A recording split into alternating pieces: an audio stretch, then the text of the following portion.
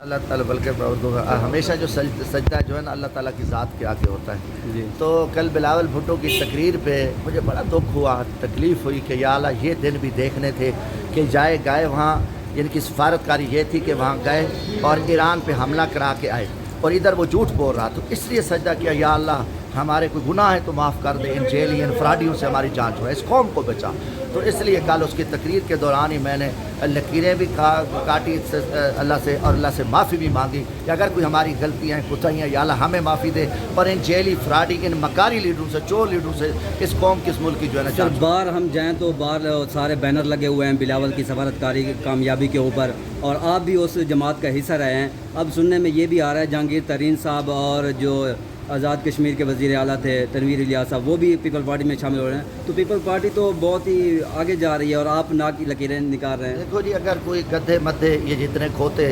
یہ مردہ گھوڑے کھوٹے سکے کرپٹ مافیا گینگ اگر اکٹھے ہو جائیں گے تو ایک گند ایک طرف ہے، پوری قوم کو پتہ ہے، اس سے کوئی فرق نہیں پڑتا، قوم ان کو جانتی ہے، جہانگیر ترین صاحب کو بھی قوم جانتی ہے، تنویر الیاس کو بھی جانتی ہے، پیپلز پارٹی کو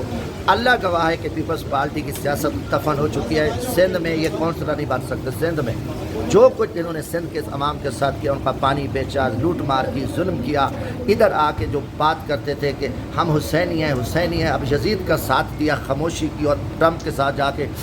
ملے اور ان کو نوبل انعام کے لیے ان کی سفارشات کی، تو وہ جو ان کے اوپر ایک مومن کا جھوٹا دعویٰ کرتے تھے وہ بھی ختم ہو گیا کہ کوئی اہل ایمان ان کو سپورٹ کرنے کو تیار نہیں، کیونکہ بے نقاب ہو گئے۔ اور ان کی سفارتکاری یہی تھی بلاول کی کہ وہاں گیا اور ایران پہ حملہ ہوا، ایران پہ حملہ کرا کے یہ واپس آیا۔ ادھر جو ہے نا کہ ایسا جھوٹ اور چنچکری بیں شیں تیں کر رہا تھا، مجھے شرم آنی، پوری 25 کروڑ عوام ان کے کردار پہ تھوک رہی ہے۔ تو اب یہ مافیا یا گینگ یا یہ جو کھوٹے سکے مردہ گھوڑے چور اکٹھے ہو جائے تو قوم کو پتہ ہے اس پہ کوئی فرق نہیں پڑتا، اور یہ شکست خوردہ لوگ ہیں، ان کا اب اس ملک میں کوئی مستقبل نہیں ہے، یہ اپنی موت مر چکے ہیں۔ جسٹس صاحب آج 9 مئی کے کیس کی سماعت ہوئی ہے لاہور ہائی کورٹ میں، اور آج جو ہے فیصلہ سنایا جائے گا، تو کیا ایکسپیکٹ کر رہے ہیں؟ دیکھو جی، اگر آزاد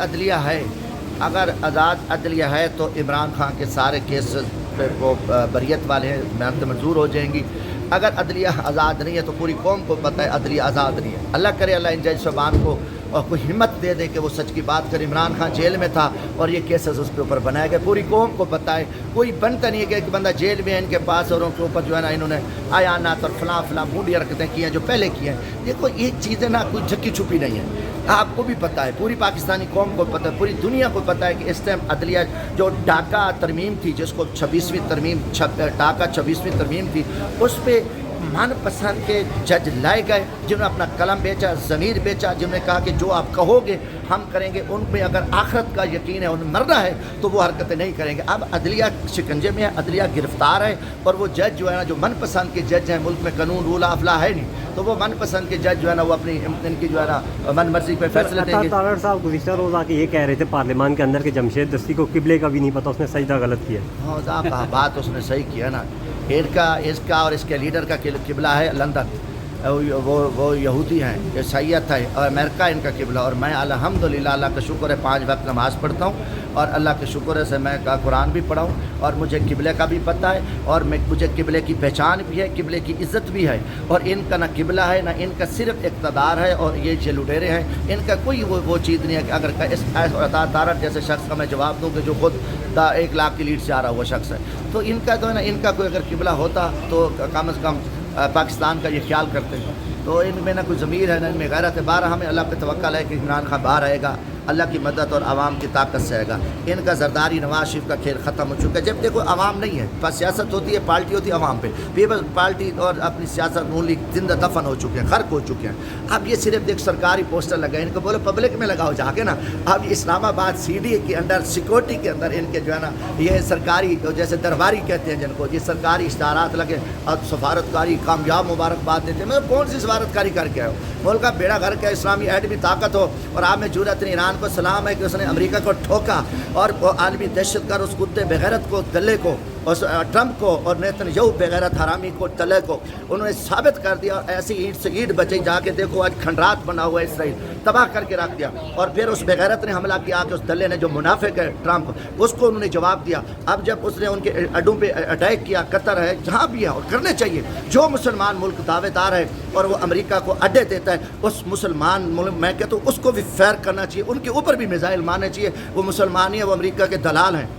इसराइल के पिट्ठू हैं। और ईरान को सलाम है, उसने ये हमला ईरान पे नहीं था, पूरे आलम इस्लाम पे था, पाकिस्तान के ऊपर ये हमला था। मगर पाकिस्तान इस्लामी हैटमी ताकत के होते हुए जाके लंच करते हैं उस बेगैरत दहशतगर्द को। क्या कहते हैं कि जी इसको नोबल इनाम दो, क्योंकि वो फ़लस्तीनियों को मार रहा है, गज़ा को मार रहा है, ईरान पे हमले कर रहे हैं, अफगानिस्तान को, मुसलमानों का दुश्मन है। इसलिए उस बेगैरत को, इस दल्ले को, ट्रंप को आप जो है ना वो आप नोबल इनाम दो, कातिल है मुसलमान। पूरी दुनिया थूक रही है इसके दार पे कि एटमी ताकत होने के नाते हम बिली का किरदार अदा करके रहते और उस दहशतगर्द को हम बैठे थे, मिल रहे थे, जब्बियाँ डाल रहे थे, और उधर वो हमारे मासूम बच्चों पे फैर कर रहा था। तो ईरान इस टाइम सुपर ताकत है। ईरान ने अमेरिका का तकब्बुर, बदमाशी और इसराइल की फिरौनियत को वो दबाया है, वो काम किया जो तारीख याद रखेगी। और ईरान को सलाम है, उस कौम को सलाम है। और हमारे जो इस्लामी और बेगैरत और बेशरम हुक्मरान है, उस पर पूरी आलम इस्लाम की लानत है, पूरी दुनिया पे लानत है, जो अमेरिका के दलाल और पिट्ठू टोट बन के वो दलाली करें और बैठे हैं। हकीकतन मैं तो आज भी मेरे जज्बात हैं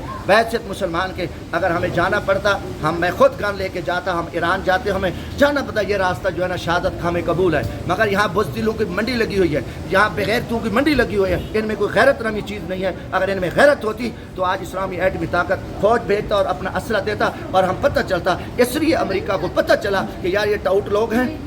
और उन्होंने पाकिस्तानी लीडरशिप को, हुकूमत को, इंजेली हुकूमत को इत्मीनान में लेके उसने ईरान पे हमला किया। अगर हम हामी ना भरते, अमेरिका की जुर्रत ही नहीं थी कि वो ईरान पे हमला करता। इसलिए उन्होंने जो है इनको लंच में बिठाया, सारा कुछ करके ड्रामेबाजी करके, कल यही बिलो रानी ड्रामे कर रहे हैं, तमाशे करके यहाँ असम्बली में आके हमने ये किया, हमने वो किया। इसलिए मैंने कहा या अल्लाह माफ़ी दे, तौबा या अल्लाह। मैंने ज़मीन पे लकीर अल्लाह से माफ़ी मांगी कि यार ये हालात है, ये हमारे लीडर हैं कि जो इतनी बड़ी मुनाफिकत कर रहे हैं, और उस चोर को अमेरिका को कह के कि वो ईरान पे हमला कर दे। इसलिए हमने कहा कि या अल्लाह हमें बचाए, हमारे को। मैंने बाद में नफलें भी पढ़ी कि अल्लाह से माफ़ी मांगी, पूरी कौम को कहता हूँ माफ़ी मांगो अल्लाह से गुनाहों कि अगर हैं आप लकीरें खींचे, ज़मीन पे गुड़गुड़ा के रोएं कि या अल्लाह इन चोरों से, इन लुटेरों से, इन दहशतगर्दों से इस पाक वतन को बचाओ।